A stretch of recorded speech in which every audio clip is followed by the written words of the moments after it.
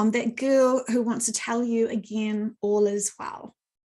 Times a billion, trillion, quadrillion, billion, dillion, fillion, zillion, killion, gazillion. And that's a fact. So just like numbers are infinite, so is my jokes. But seriously, all is well. All is effing well. All is incredibly well. All is fantastic. And we keep hearing that in sessions. And this is something that really helps me keep in my real, true balance and joy, because I know all is well.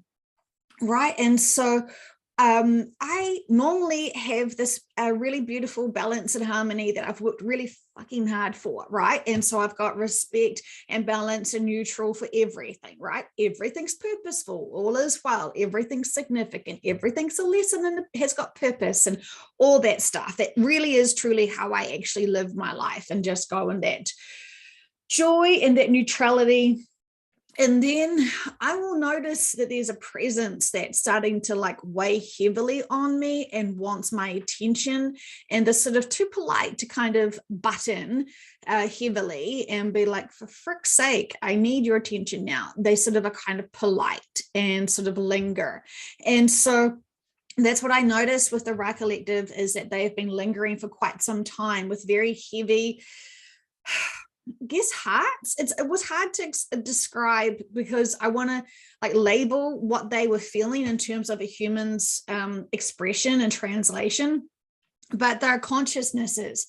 And so they're really wanting to put in a lot of effort and energy and hope to be able to help humanity, just like all of us here, right? We've all come down. Well, I'm just speaking for the volunteers right now, so excuse me. Which reminds me of something. I love challenges, right? Especially in sessions where, I'm always curious about why people can't go under, for example. And I've had quite a few clients come to me and say, I've tried it 4 times, doesn't work. I feel relaxed, Joe. I've listened to all of your statements about you won't see anything, you won't hear anything, relax into it, trust the very first thing that comes to mind. I do it, I promise, and I can't get there. There is nothing to be seen in other lifetimes, because remember, in quantum sessions, in the sessions that I do, which is, QHHT and BQH, but the way that I like to take my clients on a special little journey, to revisit parts of their aspects of their lives, not necessarily just this lifetime, but potentially other past lifetimes. And time's not linear, so those lifetimes are happening now as well. So it gets a little bit convoluted, and I love it. And so this beautiful client comes to me wanting to find another intern, because she just can't seem to get it under, and it's very frustrating. And of course, her husband can go under real easy. So there's that, no competition and no comparisons, but it does get frustrating, right? When someone who doesn't even believe in the metaphysics can just go under and have amazing experiences of other lifetimes. And here we are trying. And I wondered what was going on there for her. And I did get a sense of her being a volunteer. And so that sort of gets a bit sticky, isn't it? When you are a volunteer and you don't have any other lifetimes here as reference points, because the sessions are to show you sticking points of this lifetime and all other lifetimes here on Earth that are applicable, understandable, applicable. Because if you've got, say, relationship problems, for example, on a different planet where you have different connections and it's different emotions and it's different, a whole lot of different stuff, there's no point exploring that lifetime and this lifetime's experiences now, right? So it's really significant what they do show you and what they don't show you in these sessions, because they know what's appropriate. I know many people have been given by gurus or other special people who are mansplaining or pretending that they know what they're talking about in terms of other lifetimes, and they go to gurus or someone, and they tell them a whole lot of bullshit about other lifetimes that never actually happened. They're just pulling shit out of there. Imagination. So when people come into sessions and they're assuming they're going to explore other lifetimes that they've heard about from people that they've paid for and trust and believe, right? And so it gets a bit awkward when the subconscious is like, no, never had that lifetime. Oh, well, tell me more, subconscious. Why does my client think that they've had a lifetime in Lemuria or Atlantis or something, something, something, something, something? And the subconscious is like, because they believe in fake gurus. And it's like, okay, that's interesting, right? It's a shame, but so tell me more. What's the significance of you? What's the significance of my clients having experiences of fake gurus to then now learn the truth here? What are they supposed to do with it, right? The subconscious will talk about that forever in the day because they get quite frustrated when we distract ourselves with nonsense, right? So this is why you having sessions with these types of modernities like QHHT or BQH is the most appropriate, because it shouldn't be the practitioner mansplaining to you what's going on for you. The practitioner should be giving you this beautiful, nice little journey and opportunity to explore these other lifetimes for you to be able to then understand it, unpack it with the subconscious about what's the significance of learning about that lifetime today. How does it apply to this lifetime? Moving forward, what do we do next, kind of thing. So my fantastic challenge I had the other day, and I've only ever had it one time before, and it was during this session I just had the other day that I was like, oh my gosh, this is another one of those special unicorns, because not only do they not have any other lifetimes of reference points on Earth, this is their very first ever physical lifetime. Could you imagine the bravery of just choosing Earth this time right now, just to jump into a physical body and just jazz hands it? And so my ridiculously beautiful and incredibly just special sweetheart, I just adored her straight away. Her energy was just fantastic. And so that's why I wanted to do a session with her, because I wanted to understand for myself, out of my curiosity, why was she not able to go into sessions, right? Sometimes I'm like, oh, what was the practitioner doing wrong? Blah, blah, blah, blah, blah. Because Dolores Cannon would say this, right? If you can't get your client under, it's your fault as a practitioner. It's always the practitioner's fault, right? So unless the client is in, has got labels about being schizophrenic, and so they're having such said label medication, because that sort of seems to block the brain waves potentially, does something not fantastic. Because I believe, from what I've explored in sessions, the schizophrenia is actually you already connecting into other parallel lifetimes or future lifetimes, or just other forms of you plus other beings.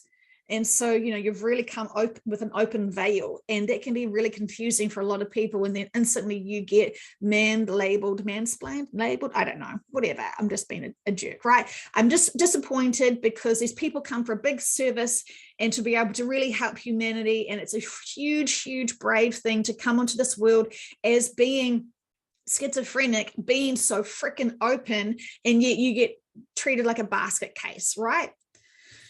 Every time something good happens for humanity, we seem to, mislabel it, doubt it, confuse it, throw it away, and treat it like it's leprosy, and it's not. And so, my heart really goes out to those people who are profoundly connected into other dimensions and have been mistreated and misdiagnosed and brought down into shame.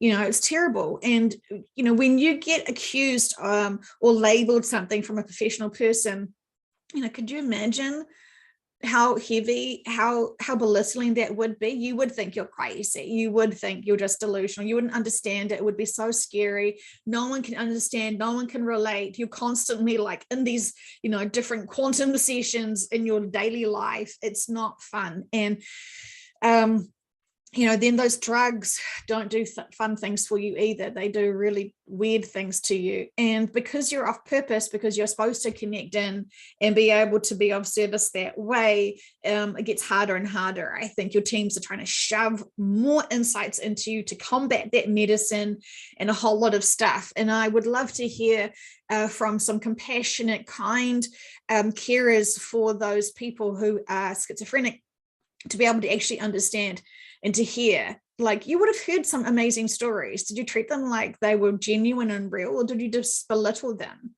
you know, like it's a really interesting thing. I haven't really explored it because unless you have a schizophrenic client who's not in medication, you can't do sessions with them because it's just, they just can't get right in there. And I think Dolores Cannon did a session with someone who didn't realize that the Akashic records was a really valid thing. I don't know if this was a session or she heard through a session, so pardon me, it's in a book, where someone went into the Akashic records and started destroying property, and because they were not aware that it was actually a valid thing, a real thing, a tangible thing. And so when you go into a state of reality and destroy stuff, you know, it's not just a dream, it's got impact. So maybe I should explore that. Anyway, totally sidetracking today. Okay, so getting back to my client to then be able to talk about the volunteers, right? So explored with the client many different techniques to sort of see if they were going to give her anything as a reference point, right? Because we're trying to seek for this lifetime. With volunteers, you won't get given other off lifetime planets normally because they can't really relate unless it's an evacuation of a planet. Very common, very, very common to experience those lifetimes, or something else that's relatable to here and now and, you know, moving forward. So it's all fascinating, right? Fantastic. These sessions are amazing. So usually and I'm just telling this to the practitioners who aren't aware, if you are getting a client that's struggling to see something when they're coming off the cloud, for example, potentially the thing is that they don't have other lifetimes to explore. And so if you're trying to take them to a, you know, another time, another place, and so you're trying to like see if there's any other lifetimes there, if they don't have any, you know, they're going to feel like they're in this nothing space, which is confusing because then the client thinks it's not working and the practitioner's like, oh yeah, it's not working, let's just pull you out.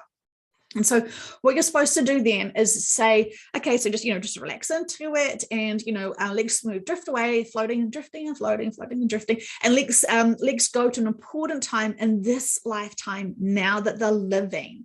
And so you may want to say, you know, Bobby, or what the client's name. So you're trying to move the client forward to an appropriate day in this lifetime. Right. So you're sort of suspecting maybe they don't have any other lifetimes as reference points for, you know, past regressions. So let's try to land them in today and land them into an appropriate time in this lifetime. And so I tried that, and the client had this really beautiful experience, and it was just really sweet, and it was really cool, and of a childhood, and it was just, you know, fun and carefree. And so I tried to move her to another important day, and they just didn't give me any other important days in this lifetime. And I was like, I feel like she's not resisting. I feel like she is truly trying to explore and be open to it.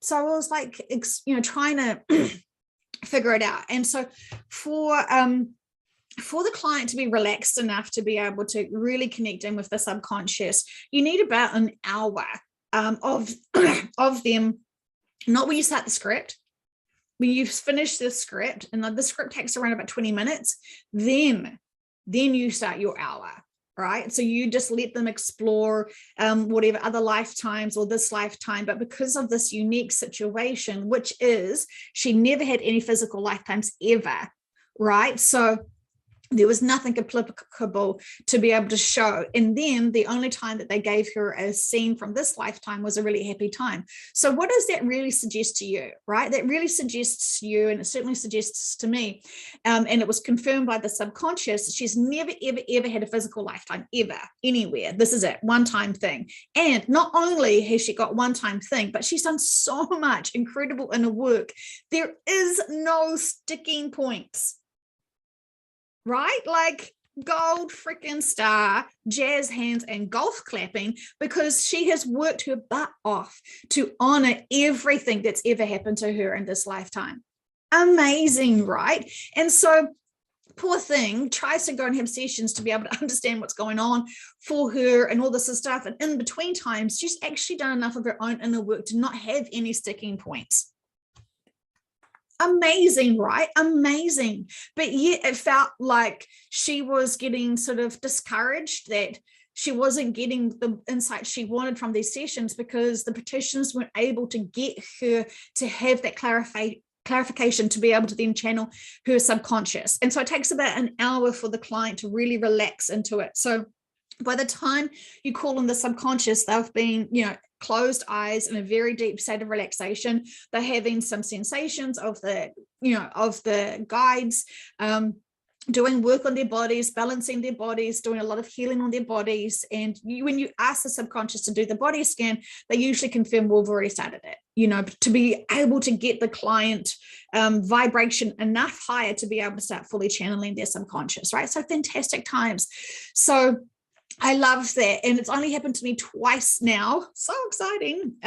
They are hard to do because you're sort of wondering why it's not going. And the client is feeling really frustrated because why aren't I a potato picker with a farm doing something really mundane with kids and die in my deathbed surrounded by my grandchildren, right? Everyone kind of wants one of those lives just to feel normal, right? When you're in the, in the fun experience of 3D. So it's really incredibly interesting, but those sessions are very challenging. And I know that she had, I feel like I'm not going to name drop, but she actually had a session with a level 3 practitioner who couldn't get her under, who never had considered that the client wasn't trying to block it, and that the practitioner needed to just keep her on that journey for an hour, allowing her to explore and relax into it, trusting and supporting. She's doing really well to be able to get to that time frame of about an hour-ish. Sometimes it's sooner, but I think she was still doubting herself and feeling really bummed out that she wasn't able to make these sessions work. And she was totally able to make these sessions work, right? So these aren't easy to navigate if you don't know what you're doing. And if you give up as a practitioner, well, then, you sort of don't really, you have to keep going and not, I don't know, like Dolores said so much, and she taught people excellent tips to be able to help navigate through these sessions. They are not easy.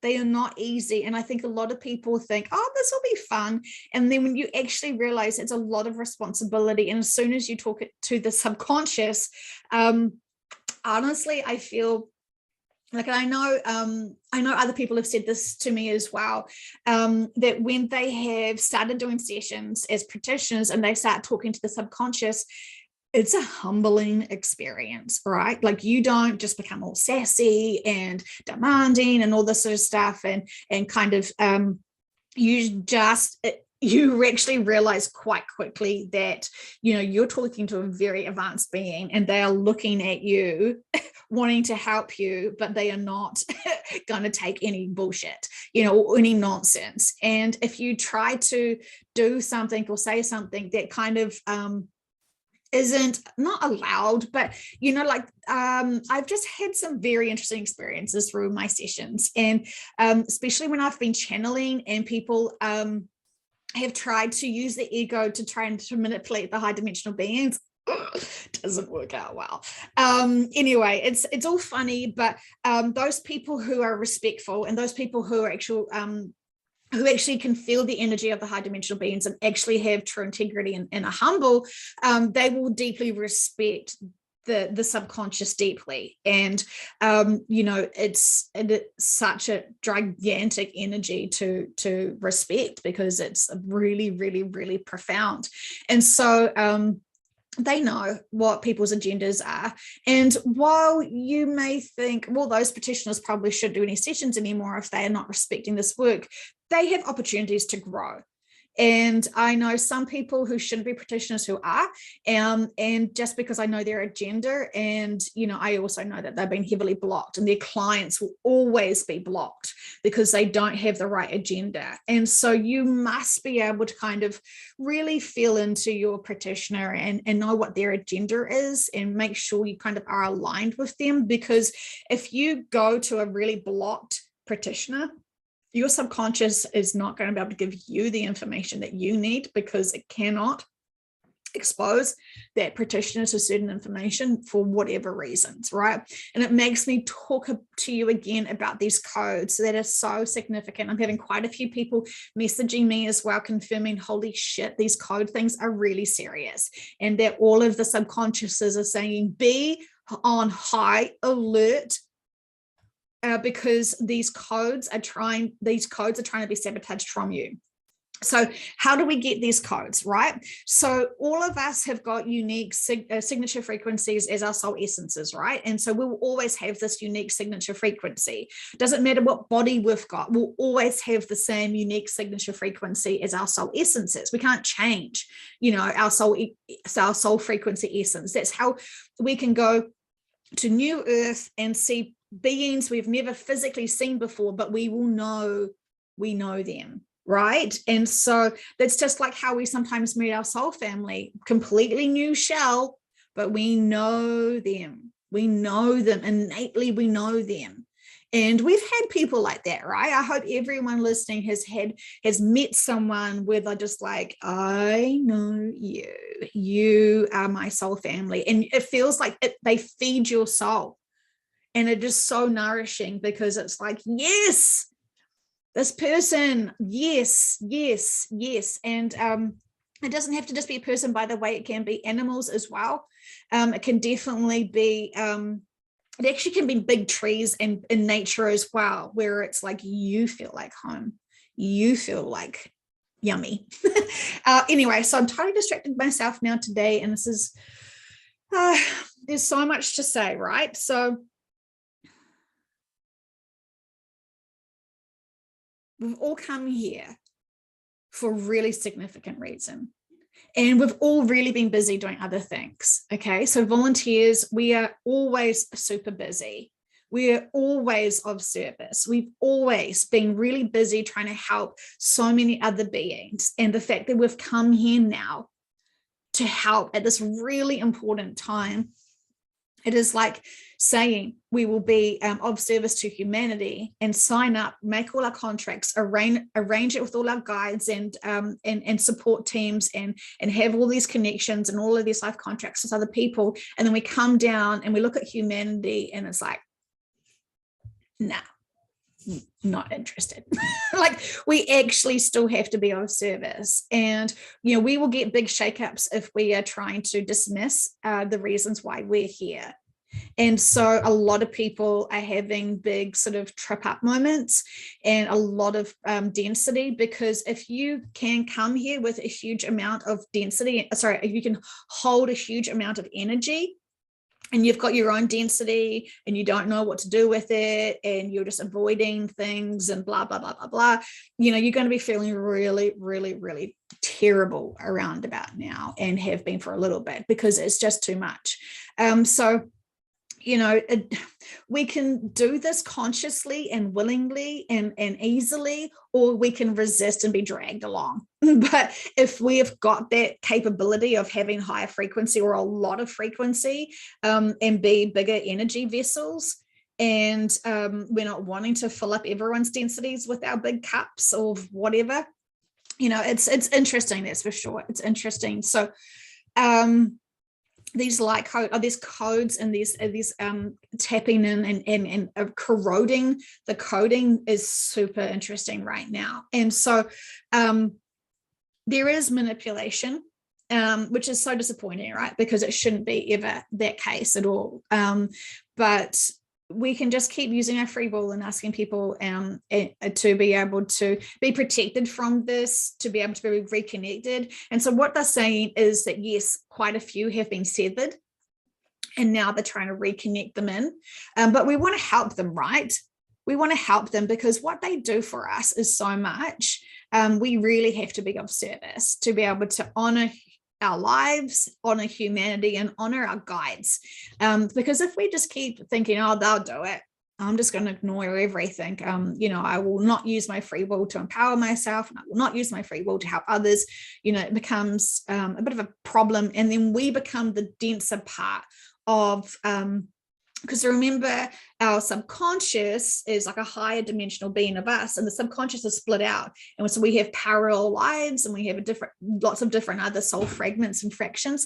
And if we're the densest part, remember how they were talking in a session about the farmer, the subconscious being the farmer. And if you aren't growing your fruit to be able to be ready for the harvest, if you are dense, taking up a lot of space and not producing what you're supposed to be producing, which is high frequency love and unconditional compassion for the world, you're going to be harvested sooner than later, because you're just, you're dragging everyone down.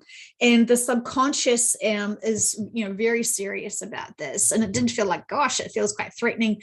But they're sort of saying, there's no point you being here if you're not being of service. So you either get dragged along, kicking and screaming, feeling like you're a victim to the density, or you actually honor it, know all is well, and trust that you're being here of profound service. So there's so much to be said. And I don't know, I just feel like they're all just cramming stuff in. I'm just going to see if there's a one word that they really loved that. This is so weird, right? They really loved you seeing me pull out one word for them and then mansplain it. Because they're like, yeah, that's going to show you guys how easy it is just to fill into one word.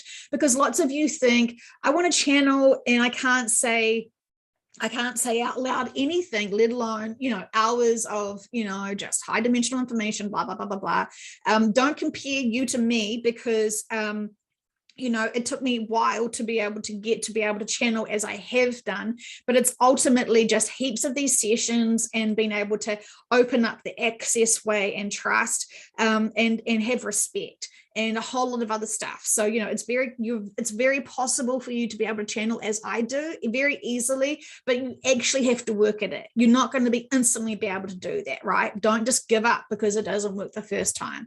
So what they're saying is try and go in now and feel into one word.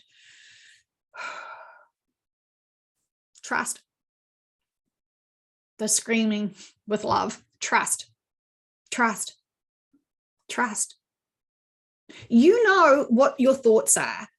And so when you go within and you divide your thoughts and ego versus them. So I feel it. When I had a session, I wanted to know, where was I going to feel my intuition, right? Where? Little pinky, where? And they said this is my right side of myself, right? I don't know if the video's flipped, but this is the right side of me. And I feel like they're here, right? And so I can sense them, the growing, because it used to just be really within my ear, but inside my head in there, and I could feel it. And sometimes I can get like ringing and stuff when I know that they want my attention and things. And so, it's very interesting, but now I can sense beings more over this way. So I can sense individual beings here, but when I'm connecting in, I feel into them here. So, and I know my ego and my conscious mind is here, but it is getting small. Because I don't really want to focus on my ego as much, because I know, if I haven't done all of my inner work, my ego is still going to have fear, insecurities, and a whole lot of other emotions that represent the lack of inner work that I have done, right? So, and I've worked really hard to try and make sure that I am in balance and neutral, and anything that does come up, I do explore it, and I do notice it, and I do honor it, and all that sort of stuff, right? But I would prefer to live my life and lead my life through the senses of my guides, right? It's been fantastic for me. It's worked out really well for me because I really respect them. And while I really respect them, a lot of the stuff that they've said to me isn't stuff that I've really wanted to do, quite a few times. And so, I have resisted reluctantly and been a little victim, and, that hasn't really worked out as easily as it could be. And so when I just surrender and honor them profoundly, that's when I really see it's so much more easier. A lot of the times when they have sort of said to me, they've very directly said certain people in my life do not belong in my life. And I have just gone, oh, but they seem really nice. And, like I want to make it work, and I don't want to judge them on that. And it makes me, I was doubting whether it was them or whether it was me. And so I was a little bit worried, because it felt like it was not unconditional, compassionate love. Right. So I really didn't want to, ghost them or dismiss them or whatever that they were sensing to me, because it didn't seem like that was loving. And so I continually pushed those relationships, and then, discovered very, very, very clearly why my teams were like, girl, run, you're in trouble, kind of thing. So it's been very interesting. And this is why I really, really, really, really trust my intuition now, more than ever, because it saves me. Because if I just dismiss them saying warning, warning, warning, if I dismiss that, I will get into trouble and be distracted. And I don't want that anymore. I've done that. I've freaking done that. And I don't want to be distracted anymore. I want to be able to use my free will really cleverly to be able to see what else we can do to help humanity, to awaken humanity. That's literally why we're here. And I know some people don't want humanity to wake up and they don't want the shift to happen. So they're like trying to use their free will to distract people. It's a choice, right? It's interesting, certainly not my choice. I love my life, absolutely. I love being here, and I would love to see this heal and be flourishing and fantastic. I really do. And every time I ask in sessions, like, can we fix this now? Now, can we fix it? Can we fix it now? Now that the reptilians are on board, can we fix it now? And, that is, that's a girl's dream. That's a girl's dream. But it's not the reality. And I can't control Gaia. I can't control the planet. I can't control the collectives. I can ask them for help and guidance. And they can just be like, yeah, that's really cute that you're thinking this now. But the reality is all of this other stuff. So this is why I impress on you all to please have your own sessions to be able to feel it into yourself, because they're very certain what's happening and why. And when you get that confirmation from sessions, that's tangible proof. It's undeniable proof of what I've been saying to you all along. So, of course, find out what your collective is, because if you are part of the reptilian collective, I honor and love you and respect you for your collective and your journey. But as we know, you can't go to the new earth. You go to other planets and you have other fantastic lifetimes. But it doesn't mean just because you can't go to the new earth that the new earth doesn't exist, because it's a brand new planet. We've explored it in so many sessions. And this is undeniable now. And if you're still struggling to step up into it and to understand that, this is a great time and opportunity for you to have sessions. Interns are free. So there is no excuses for you not to surrender into these sessions. Let me know if you're struggling to go under. Because maybe this is your very first time. This is your very brave first time being here on this planet.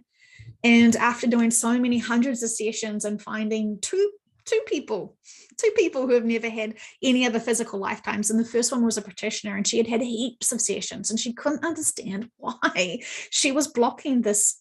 She wasn't blocking it. She just didn't have the right practitioners to be able to guide her and understand what was happening for her. So we can't assume anything about our clients. And I think a lot of practitioners who aren't volunteers get really stuck not knowing how to work with volunteers. And I think this is the reason why the majority of my clients are volunteers. And so it's extraordinary times. It's extraordinary times. I'm very passionate to be able to help us all be of service and to complete our life contracts, because they're very serious. You don't sign into these contracts just for shits and giggles. You're here to be of service. It's easy when we are accepting of our life contracts, super easy. We have resisted it for too long, right? And actually, when we do what we're designed to do, when we do what we're actually trained to do, and when we do what we're supposed to be doing here now, it is so much easier than this reluctance of not wanting to be of service. It gives you so much joy and so much inner peace and so much high vibrations when we actually step up into our own true roles. We're very capable of so much stuff. It's just whether you trust in it or not. So, all my love to you. All my love to you. And I just wish that you could trust more into yourself and trust that others want to be less in fear. They want to be more in love, and they want to be more supported in this crazy little journey that we call 3D Earth right now. Okay, I love you guys. Have a fantastic day, and be kind to yourself and others.